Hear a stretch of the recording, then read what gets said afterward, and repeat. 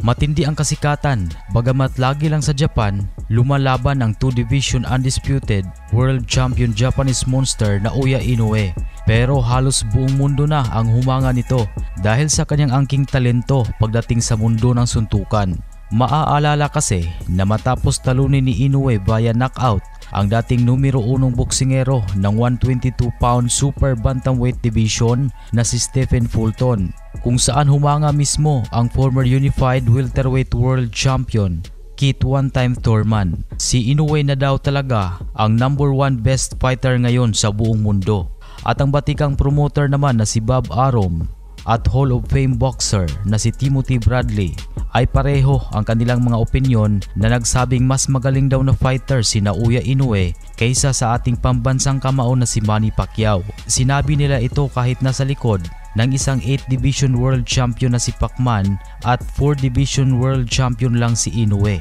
Samantala sa kasalukuyan naman ay may nadagdag sa listahan ng mga bigating fighter na sobrang bilib kay Inoue, at yan nga ay walang iba kundi ang boxing legend ng Mexico na si Juan Manuel Marquez. Giit pa ni Marquez na sobrang hanga daw talaga siya sa binansagang halimaw ng Japan dahil pagdating daw sa ibabaw ng lona ay binibigay daw lahat ng makakaya ng isang Japanese monster. Itinuturing ni Marquez na si Inoue daw ay ang number 1 best pound for pound fighter sa buong mundo ngayon. Dagdag pa ni Marquez na ang pinakagusto niya daw kay Inoue ay ang pagiging agresibong fighter daw nito at may utak, kung saan napakaraming mabibigat na suntok daw ang ibabato, kaya naman ay maganda umanong panoorin ang bawat laban nito. Ganun pa man, may mga veteranong boksingero din ang hindi bumilib kay Inoue na sa halip ay binabatikos pa ito ngayon, kagaya ni 5-division world champion Floyd Mayweather Jr.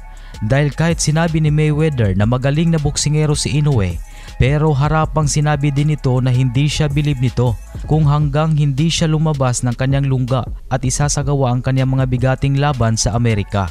At sa ibang usapan naman ay talagang kumpirmado na ang sikat na pambato ng Pakistan sa boxing na si Muhammad Wasin ay nakapirma na ito ng kontrata sa kamay ng MP Promotions ni Manny Pacquiao. At ang pagpirmaan niya umano ng kontrata kay Pacquiao ay ang tanging niyang hakbang sa estado ng professional boxing career sa kasalukuyan.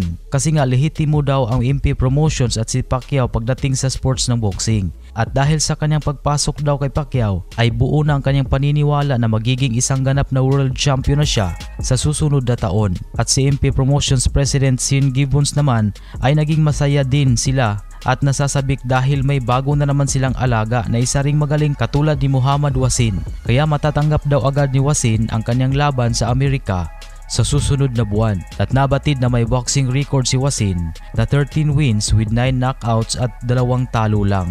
Napalaban na rin ito sa isang bigating laban kung saan 2 taon na ang nakaraan. Ngunit natalo siya via unanimous decision sa dating IBF flyweight world champion na si Sunny Edwards.